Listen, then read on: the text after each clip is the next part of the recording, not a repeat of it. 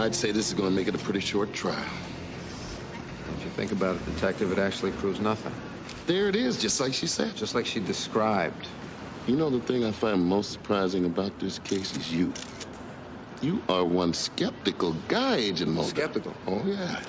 I've been called a lot of things. Skeptical, however, is not one.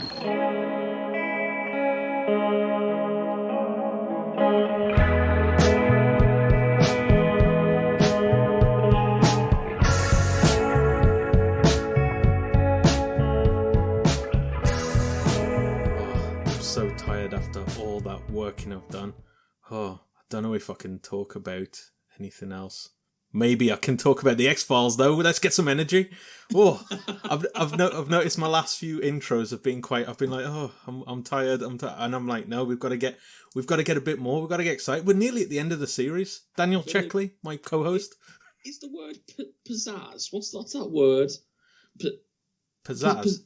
Is pizzazz a word? Do you know where it's like a bit of like jazz hands, a little bit of, you know? Gives it. I think it's. Yeah, I don't know what the actual where it comes. I don't know what's it called, the lexicon of it, or the reason it exists. Whatever it is, it's the metaphor of jazz hands. We need to make this episode the jazz hands episode. Okay. We're both doing jazz hands right now. Yeah, if only you could see. For everyone at home. Yeah. But anyway, this is gonna be good. This is gonna be high energy. This is Most Unwanted, an X-Files podcast. I'm Luke Costin, and I did introduce him, but it was sort of a bit lost in there. But it's Daniel Checkley opposite me. Hello. Boy, we've got an episode for you. I feel like I'm going to overhype this now. But let's just get straight into it. How about some questions with the boys? Questions with the boys. Questions with the boys. After the chasing sunset, one of life's simple joys. Questions with the boys. Yeah, let's do it. I like getting straight into the questions. So this week, I've got 2 questions for you. Okay. What is the craziest thing a teacher has ever done in your like presence that you've sort of seen? I suppose. Ooh. Well, we went to the same school. I'm not going to name names for liability reasons. We had the same French teacher, didn't we? Yeah. So let's call her Mrs. X. Yeah. Yeah, that works right, doesn't it? Yeah. And she was the worst. Oh my god. She just used to sort of kind of like, I don't know, was she on like a power trip? I don't really know what was going on.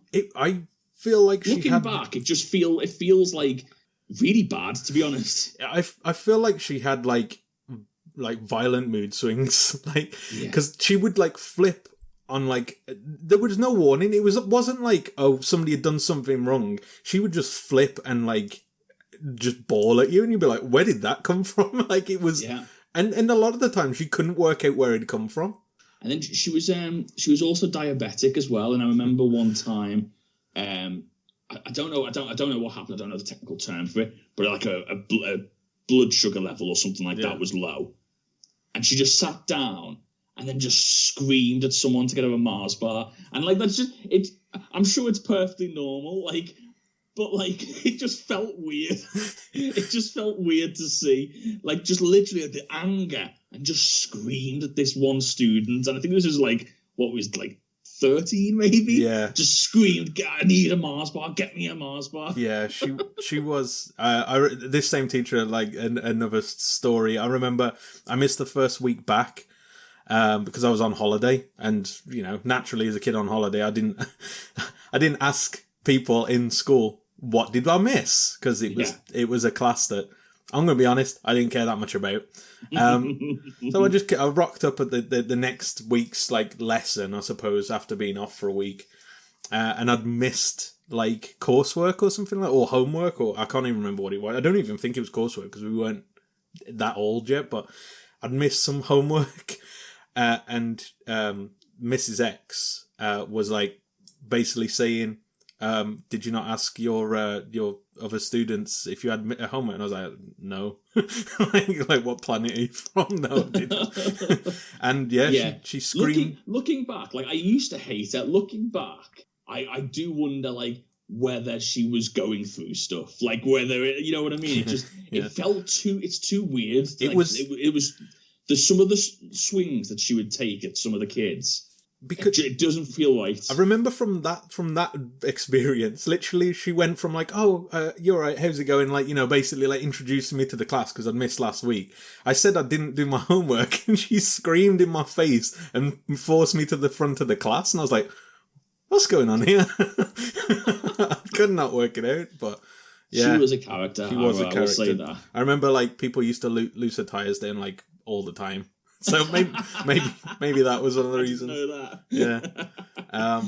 I remember, and I think you were in the class as well. I don't know if this is just from my one. I don't know if this is the craziest thing. There's another crazy thing that I heard a teacher did, but I wasn't there, so I can't confirm for that one.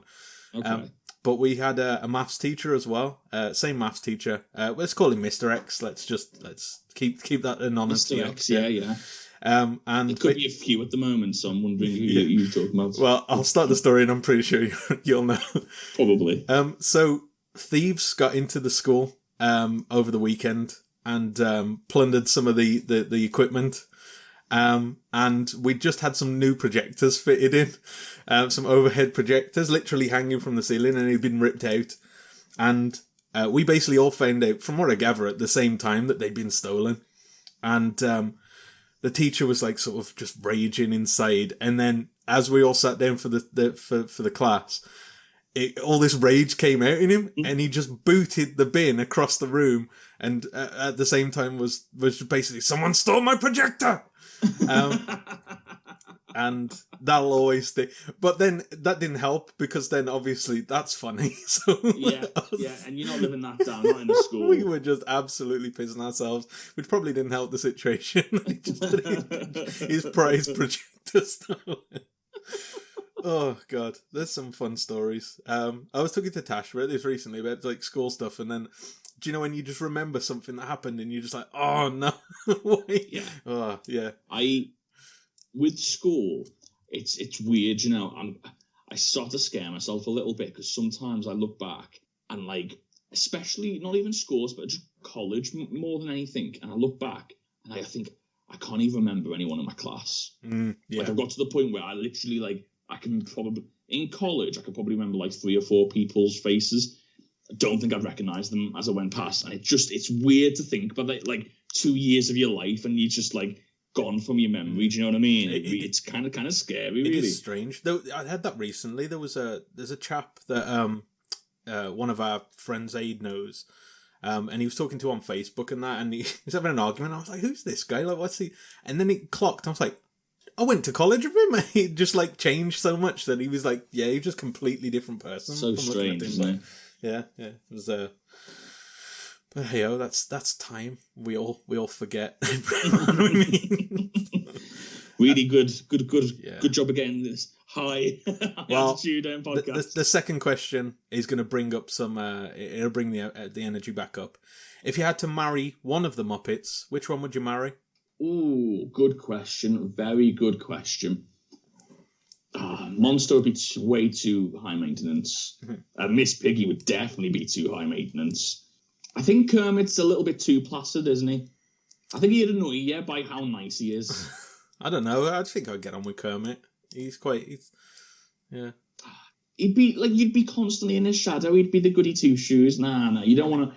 I think Gonzo is the answer. I think Gonzo's the right answer. Yeah, the narrator from he's quite like straight laced. He's for a Muppet. He's like not too zany, I suppose. Yeah. You like what you got Fozzie? You're not with his bad jokes. Now you're not gonna get along with Fozzie. He would just absolutely annoy you after the first week. Who's the other main one? Oh, what's the eagle called? Oh, I don't even know. I think he's just called Eagle, isn't he? Could be. Yeah, he's a prick. I don't like him. And, I think Gonzo is the right answer. Yeah, I think Gonzo. But then again, Kermit could give you a nice song. To be fair, he does do some I think Kermit is probably the safe answer. I just think it would get infuriating. It'd be such a boring life, Luke. There'd be no entertainment. We're going to have to do like a Shag, Marry, Kill with the Muppets or something like that eventually.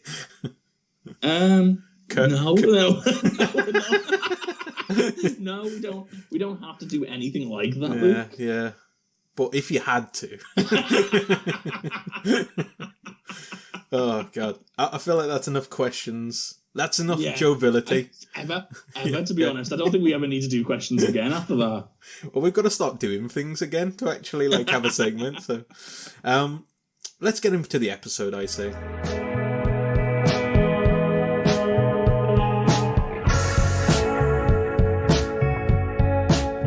So this week we're looking at episode 16 of series 5 of the X-Files. It was entitled... Do you know what? I forgot to write it down, but it's Mind's Eye, wasn't it? Yes, that's right, yeah. Mind's Eye. It was directed by Kim Manners, written by Tim Mearner, which apparently this is his second writing credit, so Tim's angling for that coveted guest spot, I suppose.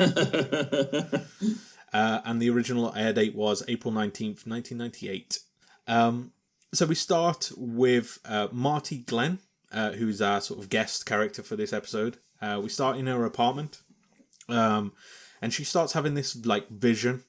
She sees basically a man being stabbed in a bathroom with like a switchblade, as she's sort of coming in to put a shopping away, I think, and it's just something mundane like that. Yeah. We then cut to the actual motel where this stabbing happened. The police arrive and they're sort of investigating the scene. And they find the victim who's been stabbed on the bathroom floor. And they also find Marty hiding in the shower with a bloody sponge, looking to, like, I don't know, clean the evidence from the scene, I guess? Yeah, I think she's cleaning the bath and, like, well, she's there at the scene of the crime. Mm-hmm. Firstly, did you recognise the actress? She's in Conjuring, isn't she? Oh, I've got no idea. I recognise her from The Haunting. The Haunting? And it brought back some really good memories because I remember The Haunting. I don't know whether anyone... I don't even know whether it's a popular film. I'm not even sure. It was the first ever film my family got on DVD. Oh, I remember. And I have got a vivid memory of sitting down in the living room, being very excited, putting this DVD in, and skipping back and forth through scenes effortlessly. I remember that so vividly, and I don't know why. It's just one of those memories that stick in my head. It is a game changer DVD. When you think about it, literally, if you wanted to go to another scene, you'd have to rewind or fast forward it to that part. Now it's just straight scene selection. Holy moly, that's great. It's insane how these things so quickly become normal. Like it's absolutely insane. I was thinking about this the other day when I put X-Files on and I put it on from my phone, and I just thought to myself, I used to dream of this, and now it's just like an everyday thing that you don't even think about. Think about, when the Blu-ray came out. Do you remember the big hype about the fact that you could take the disc out and then you'd put it back in and it'd start from where you left off? That's just normal now on all streaming sites. It's all there. Continue watching, and it's got all your films. It was huge back in the day. That first time you did it, you was like, wow, this is the future. It's crazy how normalised things... You know what it is? What it makes me feel is that, when you think of what's going to be like in 50 years' time. Yeah. Oh, there's going to be flying cars. It's going to be incredible. It's going to be very Blade Runner. It's going to be all these super high-tech things. What you don't imagine is all the millions of people living in that world just bored of it all. Yeah. And it would be. No one would care. Yeah, that's the thing. I think once you've lived in it or seen it, because if you go from us now to 50 years in the future and there's all this crazy innovation, it's such a stark difference. Yeah. Whereas if you gradually, now we've all got phones that are ridiculously fast and stuff like that, but you've seen that sort of gradually get better over time, you know what I mean? So it's not as much as wow, look what we've got, you know what I mean? It's kind of you continuously get little bits better and better and better. So I think it's, it's not a culture shock because it's so little at a time. I suppose if you've never seen a phone before, a phone would, these days would be whoa, what is this? But yeah, there we go. That's But anyway, sorry to sidetrack you already. That was the first point I wanted to make. Second point I wanted to make about this initial scene So I'm going to give a little bit of a spoiler for the way I feel about this episode. All right. Very 50-50 on this episode. Mm-hmm. And one of the negative reasons is first shown in this scene. Apart from the main actress and Mulder and Scully, and I don't know how you felt about this, every other actor or actress in the show, I just found really hammy. Like, it felt like they was on like an episode of Starsky and Hutch. Yeah. Do you know what I mean? It was like really cheesy. And then like I first noticed it in this scene where they open up this sort of curtain and she's in the bath scrubbing blood, scrubbing the crime scene where a body's found. And they're like, one of the cops goes, "Hey, look, she has blood on her." It's like some Resident Evil dialogue. Yeah, and then he turns away and goes, "Are you seeing what I'm seeing? I think she's blind." It was so weird. Like, it was just really hammy. Yeah. And especially the antagonists, like the drug dealer and the guy on the phone.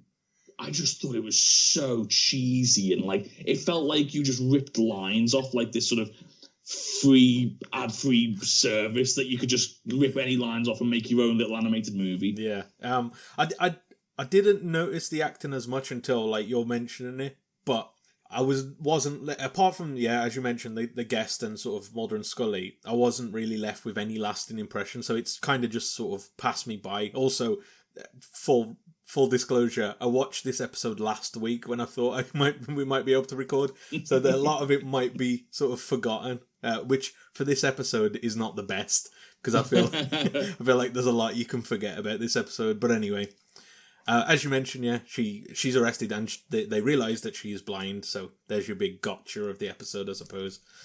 Yeah. And then we go into the intro. I guess we've been over our opening thoughts, bit hammy. Yeah, I don't know. I think from this opening scene, you can kind of see where exactly where this episode is going.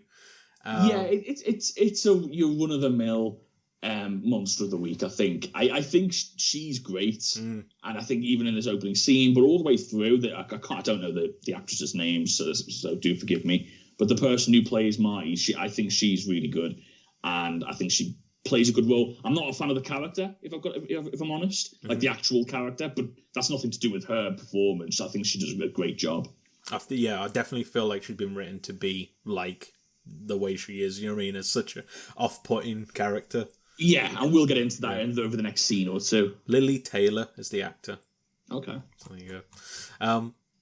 So after the intro, we see Mulder and Scully meet with Detective Lloyd Pennock, who is the detective on this case.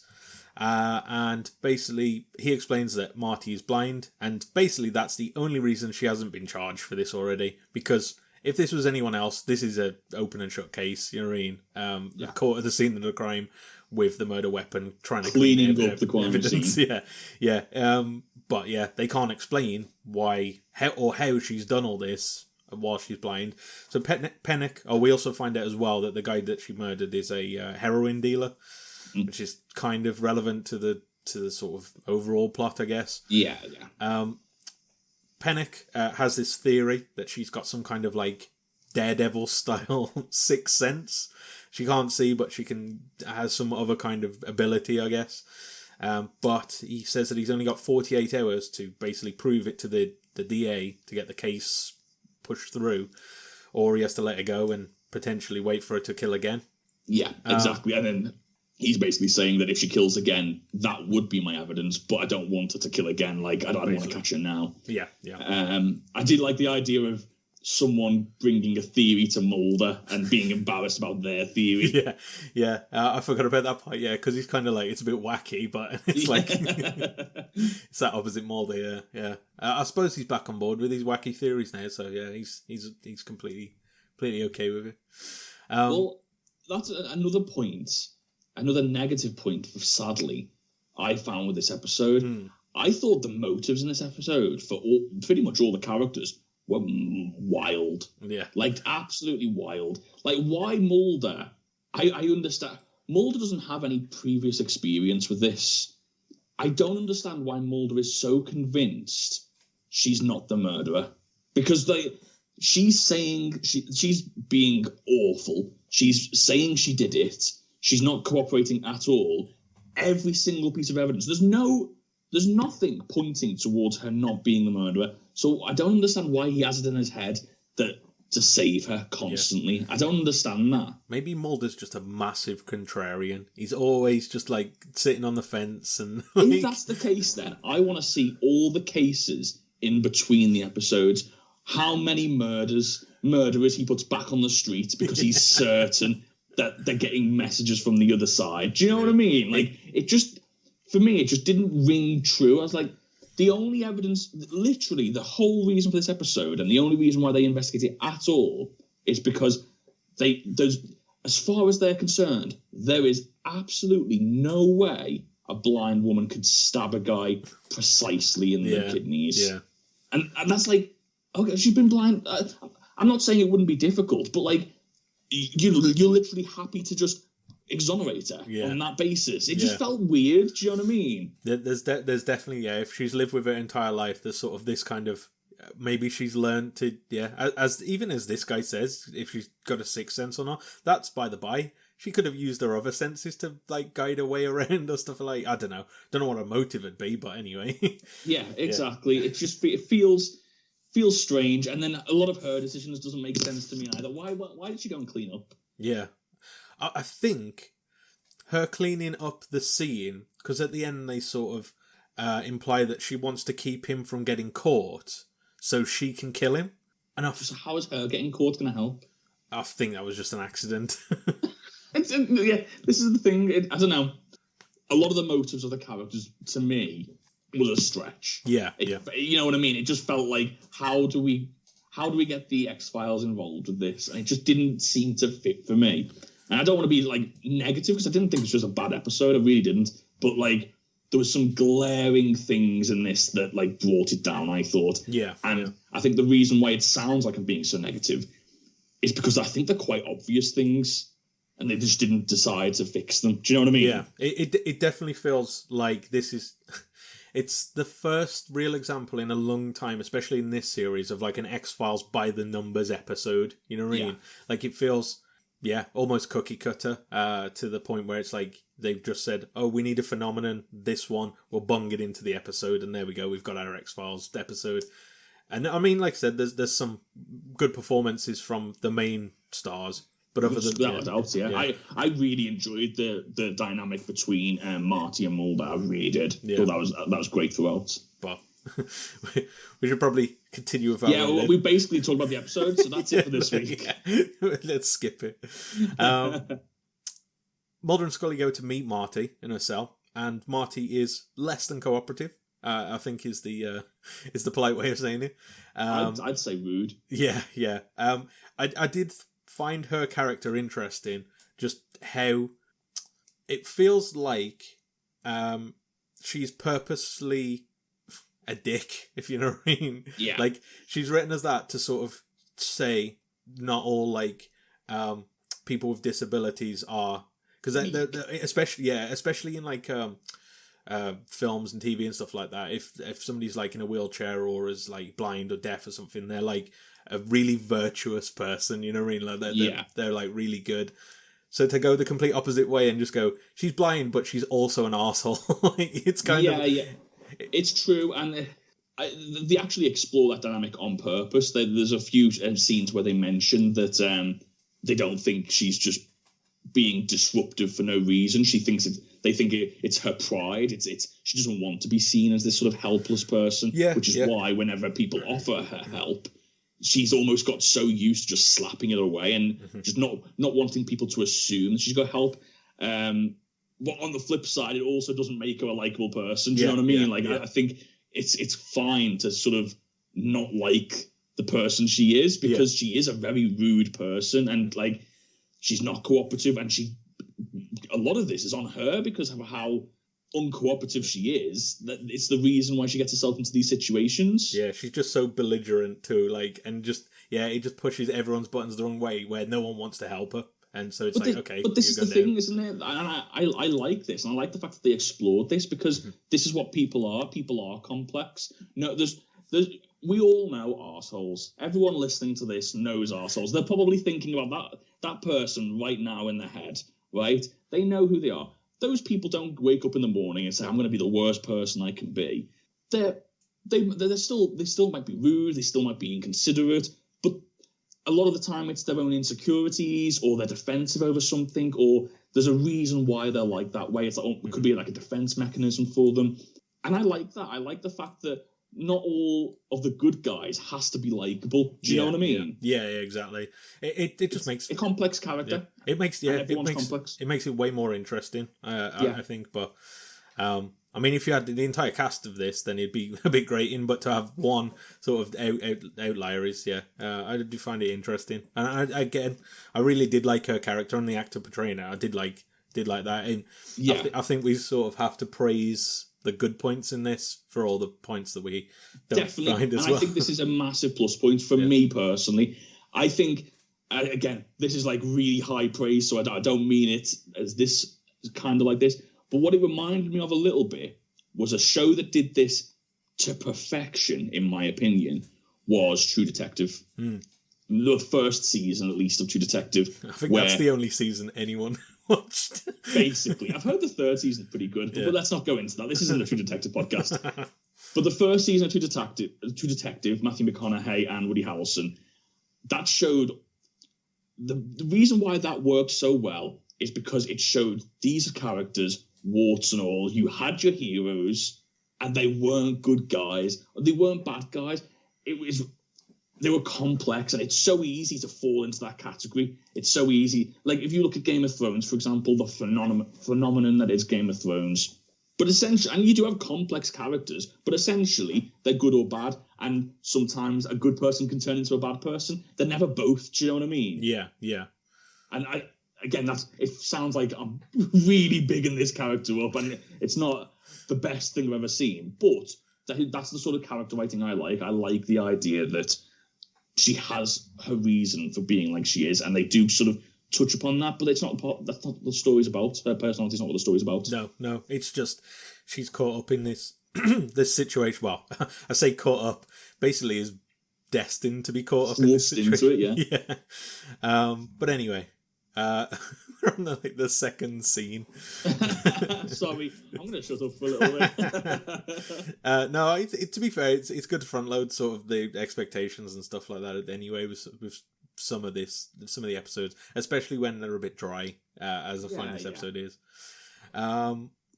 So yeah, they she's uncooperative, but she has some kind of like knowledge that only the murderer would have known. So that sort of makes it, again, suspicious for her. But Mulder's not convinced, as we've sort of mentioned. They give her a lie detector test, and he stays behind to sort of investigate that, while Scully goes off to investigate the actual crime scene. Scully, when she's at the crime scene, discovers a leather glove that's bloody, and it's got like blood stains on it, hidden behind a bathroom mirror. Yeah. So she takes that for evidence and for testing. Meanwhile, at the same time, while this polygraph test is happening, they sort of do... they question her, or try to question her. She's just like, just get to the point. As this poor guy's like, I'm just trying to establish a baseline. I was going to say, again, another great scene, because I was watching this, and I was like... She said, just get on with it. And I was like, that's not how lie detectors work. Yeah. They need to know what you like when you're telling the truth. And I'm so glad the operative went, that's not how lie detectors tests work. Because if they'd let that go, I'd have been fuming. You're like, okay, I'll skip to the question. You're like, I'll skip to the questions, and all of them will look the same, and we won't know whether it's truth or lies. Yeah. But yeah, so they eventually do go through this, and Mulder, through basically phrasing the question in a certain way, sort of catches Marty out. She basically fails a lie detector, because I can't remember the exact question that he asks, but it's basically like, did you see the murder? That's it. Yeah. Did you see the murder? And basically she can't. She would be lying if she said she didn't see it, but obviously it's not seen it conventionally. Yeah. So this is another point on the sort of rundown of the scenes. Soon as I saw that glove, and I thought to myself, Mulder's going to make an OJ joke. And then I was pleasantly surprised when it was Marty and not Mulder. Believe it or not, there's an interesting part to that as well. In the production notes. Okay. Yeah, Look forward to that. Basically, I mean, I'll summarize it now. It wasn't planned. It was an ad lib at the time. Okay, interesting. So yeah, I guess it was 98. When did the OJ case happen? I can't even remember. It was in the 90s, but I don't remember. Mid-90s, yeah. I've got no idea, to be honest. Yeah. So it's kind of not at the time, but still relevant-ish. Yeah. Yeah. Still relevant. As soon as you saw the glove, you knew it was going to be in there at some point, wasn't it? Yeah, exactly. So we see Marty in jail now, and she has another vision. This time she sees the killer previously, basically making advances on a woman in a bar. And Marty notices the name of the bar based off a reflection that she sees in the mirror. So she requests for a one phone call while she's in jail. And she calls the bar, speaks to the bartender there, and asks if she can speak to the guy at the end of the bar who's doing this. And we find out that this is a man named Gotts that she's speaking to. And she just warns him and says, leave that woman alone. To which sort of spooks him a bit because he has no idea who this is. But yeah, that's sort of our first interaction with this killer. Yeah, the worst actor in the world. I'm putting it on the table right now.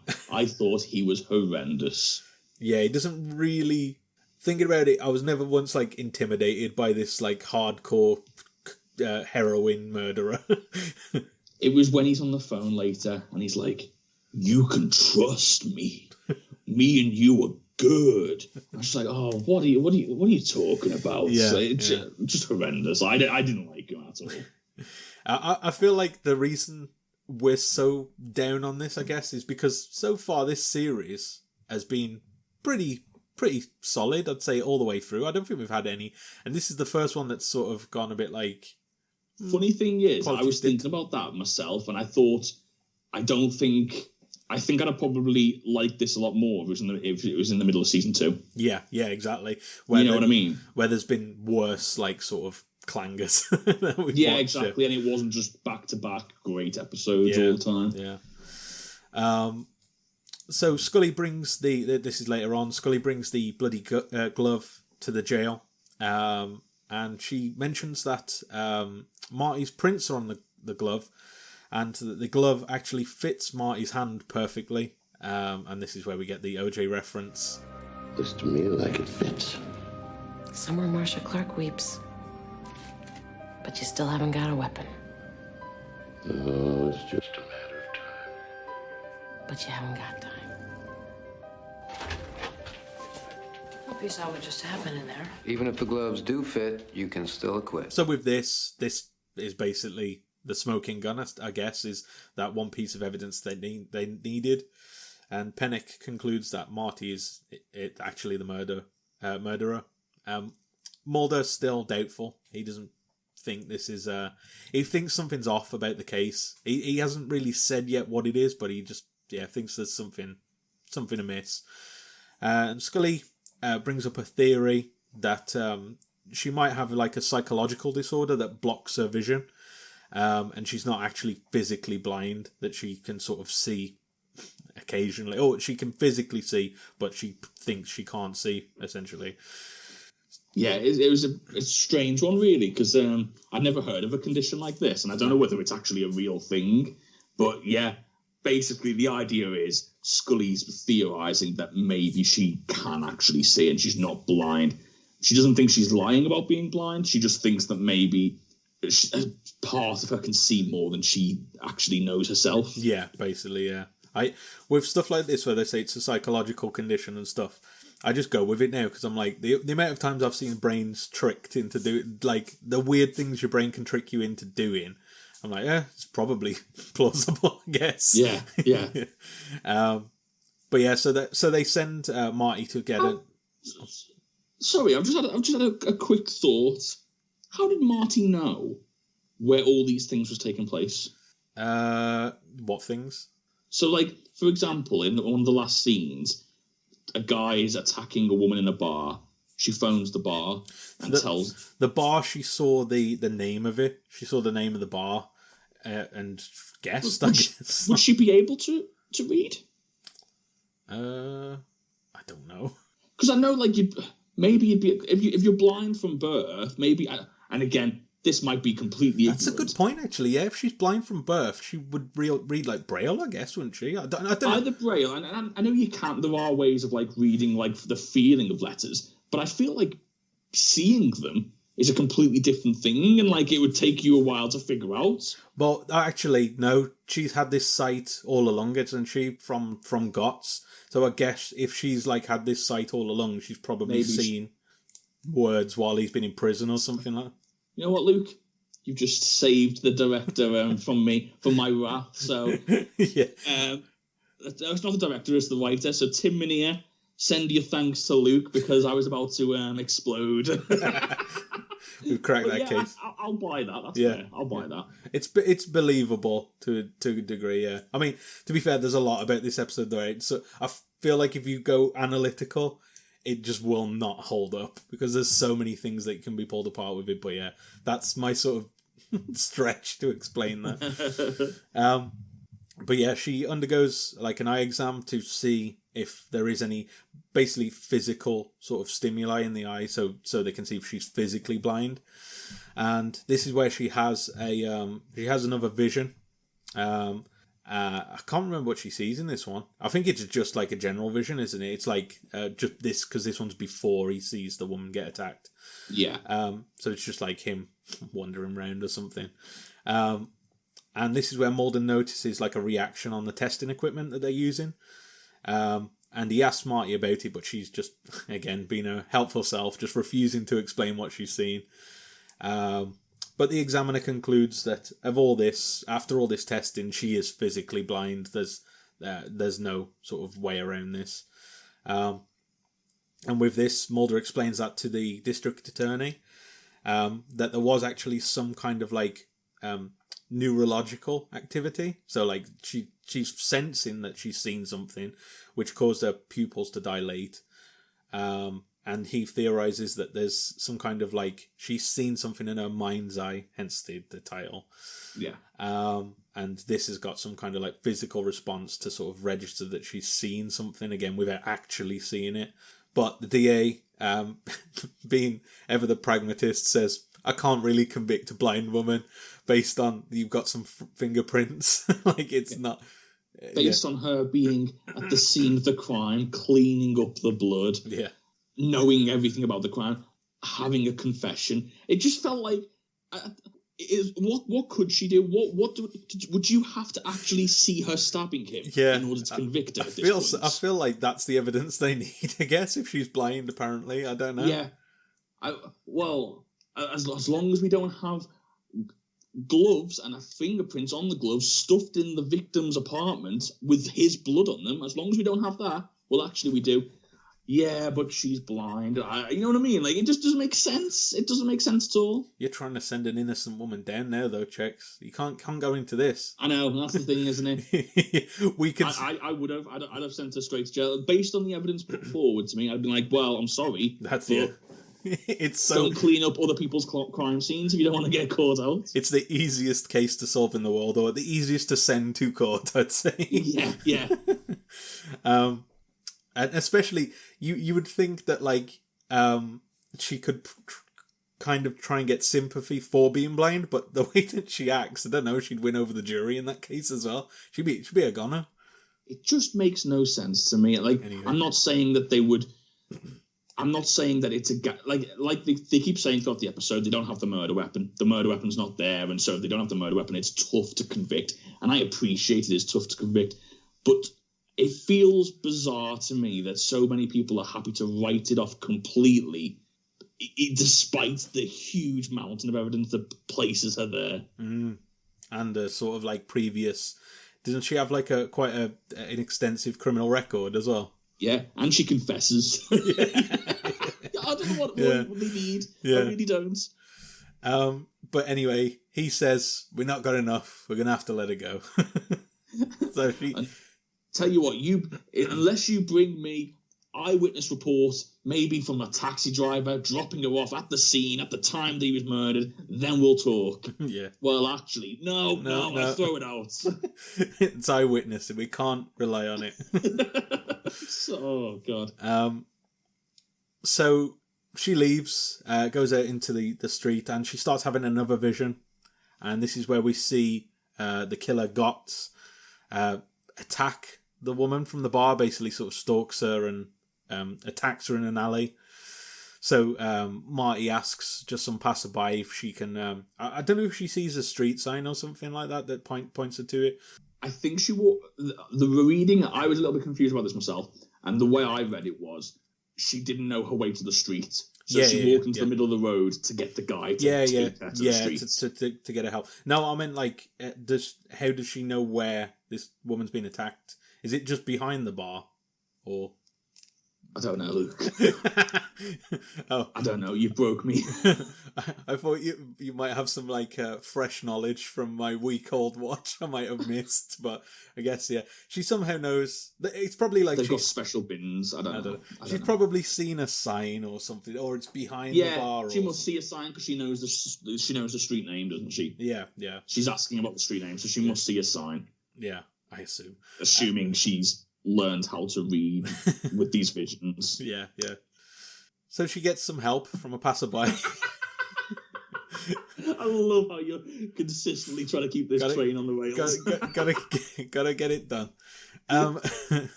But she gets some help from a passerby as she walks, as you mentioned, she walks out into the road, and he sort of helps her to the alley where this attack's happened. But she's too late. She finds that this woman's body's been dumped in the bin. And at this, she goes back to the police station and confesses to both of the murders. So there we go. Confession. She's a goner. Yeah. There's no way back from this. No way. She's literally come back. Like he said, another murder with the blood of the victim on her hands, knowing exactly what's happened to it. There's no way they're going to let her out. Or so you would think. Marty gives up. She's been sort of questioned by Pennock, and she gives up the location of a locker. She says this is all the evidence you need, and basically in this locker is a briefcase that's full of this killer's heroin. Yeah. Giving her a perfect motive because she said the reason for why she committed the murder was drugs. Yeah, exactly. So again, we got a confession, motive, and she's been in the location of both murder victims. So it would seem an easy case, but there's a twist in the tale, and that twist comes from Scully. As she reveals, it's Mulder, isn't it? That reveals. No, Scully reveals that the lab test, two bloods that were found at the scene of the crime, none of them were Marty's. That's it, yeah. And then immediately concludes she had nothing to do with the murder. Yeah. Immediately, despite the fact they said, well, she wasn't injured. So, wait there, does every murderer have to bleed on their victims to convict them? It doesn't make any sense. It's like that, what film is it now where they're talking about CSI? Oh, it's Superbad, isn't it? It's like, not a lot of semen on the crime scenes. If this guy... that's what it reminds me of. Apparently, they just... murderers just leave bodily fluids everywhere at the scene of a crime to get convicted. Honestly. But she didn't, so she didn't do it. And that's the... basically from this, Mulder is now convinced that she's innocent. And he actually goes to speak to Marty. And he tells her about... that he's found out about her mother's murder. And she was murdered in the same way as the other two murders that have happened. It was a single stab wound to the right kidney. And... this is what Mulder thinks as sort of linked, or has given this kind of like unique link between this killer and Marty, is that she's had this traumatic event happen to her mother and her while she's in utero. I think he basically insinuates that she was born the same moment her mother died as well. So all this trauma just wrapped up and just like had this sort of psychic connection with whoever this attacker is. Well, we assume is what was his name? Gotts. Yeah. So they release her again because Makes sense. Makes complete sense. Because they find the heroin briefcase, but there's none of her fingerprints on it, so they conclude it's not hers. She just knew where it was. People don't wear gloves. What? Are you sure she didn't just wear gloves? Of course she didn't. You're an idiot if you think she wore gloves. But she's saying she wore gloves. Release her. Yeah. Just release her. Get out of my sight. You're finding do you know what? You're thinking too hard about this this murder case. I know. Just let it wash over you like Usually I don't mind. I'm very much, especially with X-Files and sci-fi shows in general, I'm very much of the opinion of, yeah, I'll buy it. Like, I'm happy to buy in. But there was just too much. There's just too much in this where I was just like, none of this is really adding up at all. Do you know what, though? Like, I think you can get away with, like, the sci-fi nonsense, you know what I mean? Sorry to discredit it, but, like, you can get away with, like, oh, it was an alien and it's, like, done this. Or even in this case, oh, she's got, like, traumatic events has led to... That's fine with that. But like, it's... Even though it's nonsense, I'm absolutely fine with some sort of high trauma creating this psychic link in between two people and it having this and giving her this ability. I'll buy into that all day. That's not a problem at all. But it's when you look ground everything else. Yeah. It's when the basics of detecting or like police procedural work is just like, that's not right. Surely. I like it at the end, and I'm just going to jump to the end for 2 seconds. But what's his name? The cop, Pennick, is it? Yeah, Pennick. Pennick. After it all concluded, and he's witnessed her shoot a man in the head, and he turns to Mulder and Scully and he turns to Mulder and Scully and goes, I saw her do this one. I'm certain she's getting released. I'm certain she's going to get released. Yeah, they're like, they'll be like, you did get hit in the head, so you might not be seeing clearly. God damn, what does it take to convict this woman? She's untouchable. Their prisons are empty. It's absolutely spotless clean. There's no one in them. Yeah, the murder rates are through the roof. Oh. We've got to be sure.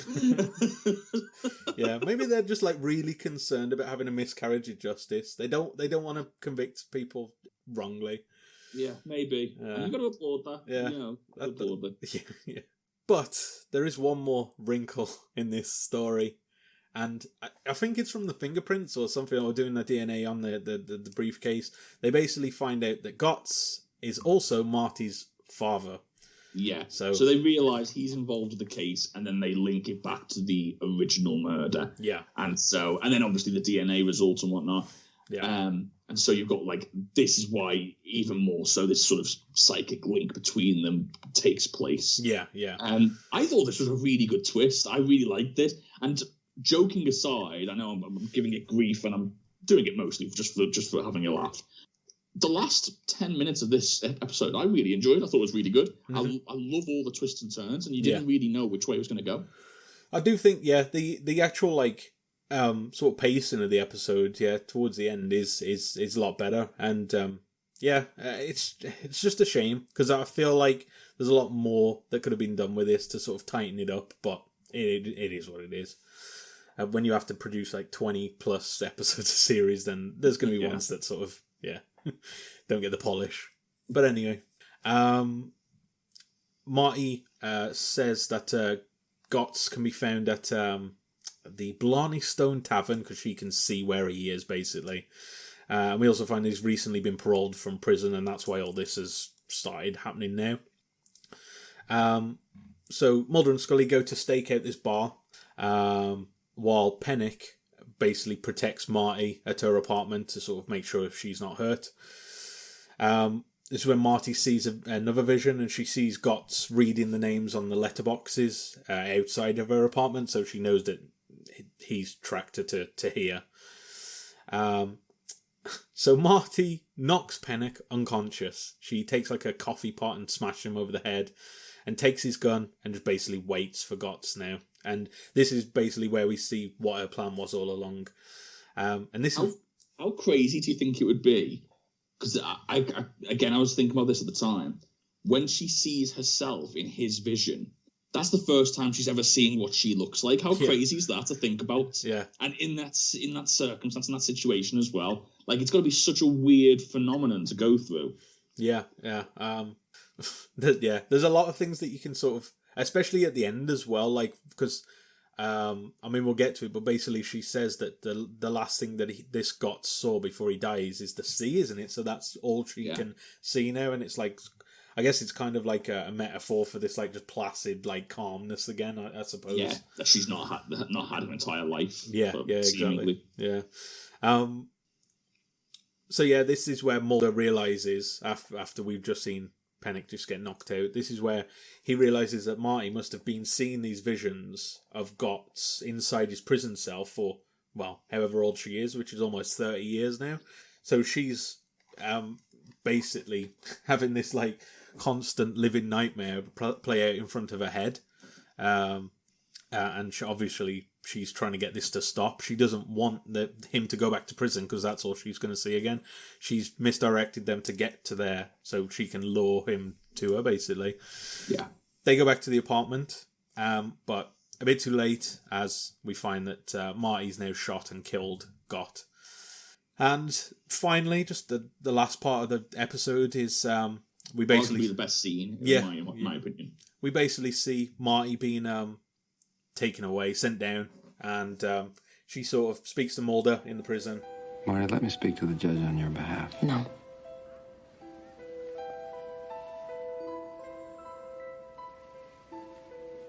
We found where he'd been staying. It's a motel not far from where Paco Ordonez has been murdered. And before that, Atlantic City. I'd never seen the ocean before.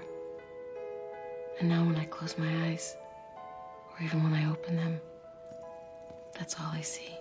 Yeah, and Mulder can sense that she feels this sort of serenity as well, because he's kind of happy for her, and they just hold hands as, like, Mulder's being told it's time to leave. I really like this scene. The chemistry between these two are great. Yeah, and I mean, overall, I think the acting between the main three, as we mentioned, is really good in this episode. She was fantastic. Like, Lily Taylor, was it? Yeah, I think so. Lily Taylor. Yeah, I thought she was fantastic throughout. I really did. I thought this was such a great performance for such an unusual role as well. I thought she did a tremendous job, and I thought, like I said, the chemistry between her and Mulder, all the way through, going from when she's just batting every attempt of his help away to sort of coming to a mutual understanding, and then almost thankful to him at the end for helping, and Mulder sort of knowing that even though he'd been duped, it was because she needed this. She needed this freedom from this guy. Yeah. I thought her, as I say, the performances were great for the main roles. Mm-hmm. Sadly, I just thought for me this episode, a little bit of hammy acting and just motives just being all over the shop. Like, I didn't feel like there was a reason for a lot of the people to do what they was doing. Yeah. And I think my overall thoughts, I thought that the actual mystery that it was presenting was interesting. But it definitely felt like, as I mentioned, it felt like X-Files by the numbers. It felt like they were just going through the tropes that we've seen in previous episodes, but we've kind of gone past that in like sort of later series. But yeah, I thought Marty was excellent, the role and the sort of acting. But other than that, not a lot to really comment on this episode. It was solid, but middle of the road, I'd say. Yeah, completely agree.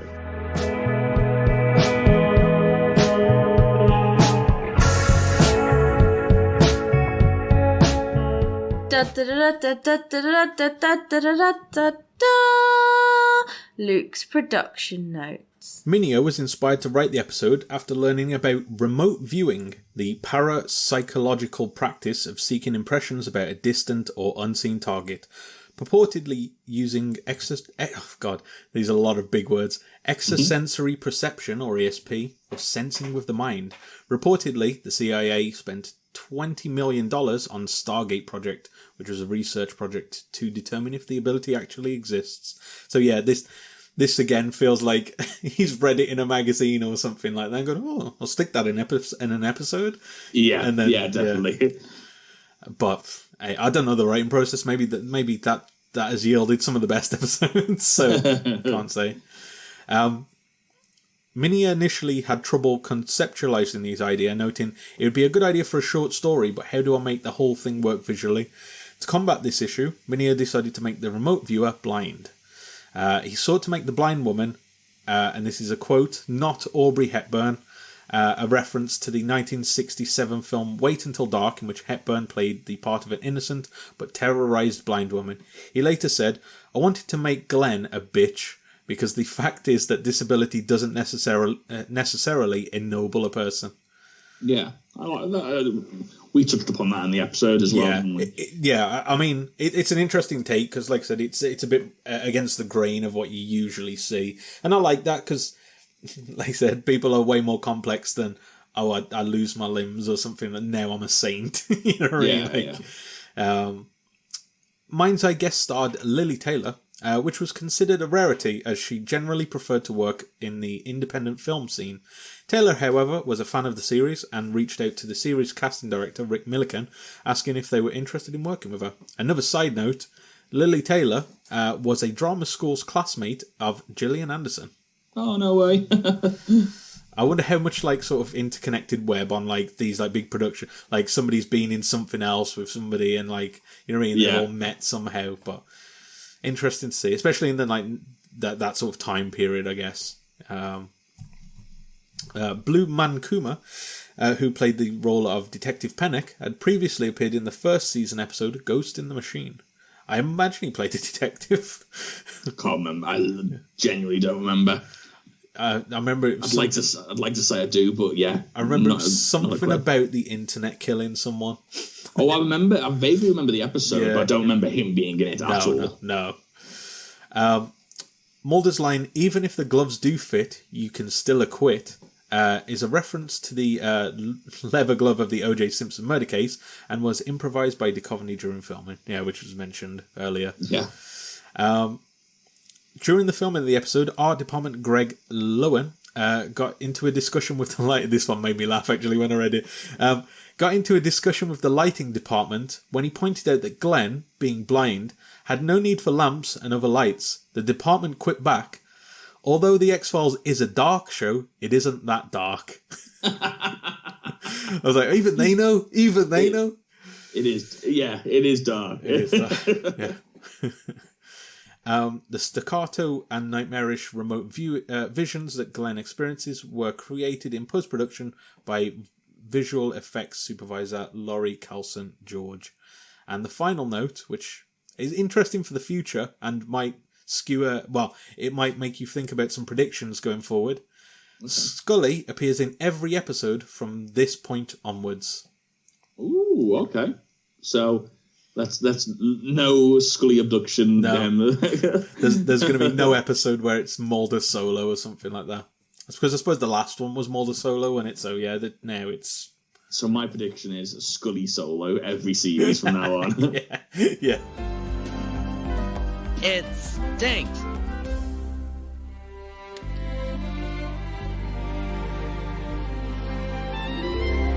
Welcome to the Critic Files. What are people saying? What are we saying first is what we've got to do. What would you give this episode? Ooh, I'm going to give it a 6. That's bang on what I gave it. Yeah, I think that's fair. I think it's not a bad episode. No. It's just fine. Yeah, it's sort of better than just okay, but not much. You know what I mean? Yeah. But the rest of the world, a lot more favourable. From 2,608 votes, they gave it a 7.9, so basically an 8. Yeah. That's quite high. I think a bit too high, in my opinion, but... Yeah, it is. It's weird to say. Maybe it is weird to say because I've just given it a 6, but I can see why people would like it. Like we've already mentioned, there are definitely reasons within this episode to like it more. Yeah. I just couldn't get past the negatives for me. But I can see why people would really enjoy the episode. There were definitely things to like. Yeah. And also, just on a side note on awards, Mind's Eye was nominated for several Emmys. Taylor was nominated for Outstanding Guest Actress in a Drama Series. She was also up against another X-Files guest star, Veronica Cartwright. Not a clue who she played. Okay. It might be in the future. Actually, I wonder if it'll say on-air admin. Come on. On-air admin. Veronica Cartwright, X-Files. I think it's Thingy's mom, Spender's mom. Oh, yes. X-Files. Yes, it is. I've just had a look. It is, for sure. Yeah, it's 100% her. That's weird, because, like, yeah, everyone was, like, in the production notes when we were talking about that, like, they really liked her, but I thought she was okay. I didn't think she was outstanding, though. Yeah. To be fair, I think I liked her quite a bit, so... We shall see. It was also nominated for, or the editor, Casey O'Rourke, was nominated for this episode for Outstanding Single Camera Picture Editing. So, there you go. Nice. A few nominations. Seems like it got a lot of critical acclaim then. Maybe, I don't know, maybe we're not seeing something. I don't know. Yeah, maybe. Maybe there's a lot more to the episode, sort of, technically, than we're giving credit for, but... Sometimes I get in my head that I obsess over something. So, like, for example, the inconsistencies in a police investigation case. Maybe I obsessed over it too much to the point where it affected my enjoyment. But then I think to myself, well, no, because that's my enjoyment. Do you know what I mean? Like, if it hasn't affected it, then that's affected my enjoyment, and therefore it's my you know what I mean? I don't know how to even phrase it. Really, you can't go. I hated it, but technically it was okay, so I'll give it an 8. You know what I mean?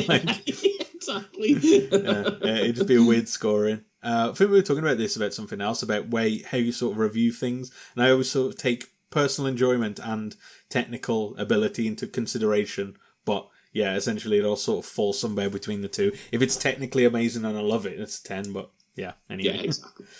But anyway, that's it for this week, so if you want to get in touch with the show, you can find us on Facebook, Twitter, email. I can't remember the last time we checked the email, if I'm being completely honest. So you really need to check the email, Luke. I know. We're terrible for the email. Yeah, one day I'm going to check the email and just reply to everything, but not today. Somebody could. Yeah, I'll tell you what. We'll do it next year. we'll save it up. We need a mailbag show. If you want to get in touch with us, do not email. Just tweet us. Yeah. And then, if you want to email, maybe in a couple of years' time, you'll get a surprise email back, and then that'll be fine. That'll be really fun. So. But yeah, you can find all of the details in the show notes. Next week, we are looking at an episode that I'm furiously typing out to try and find, because I forgot to write it down. Mind's Eye X-Files. That was this episode. So the next episode will be... Don't let me down, Wikipedia. Also, just while I'm vamping for time, did you watch this on Disney Plus? As now X-Files is all on Disney Plus, isn't it? I believe All Souls watched it on Disney Plus. Oh, you sly old dog! As this episode coming up is All Souls. Yes, I did. I watched it on Disney Plus this week. I tell you what, you're being a bit of an All Souls.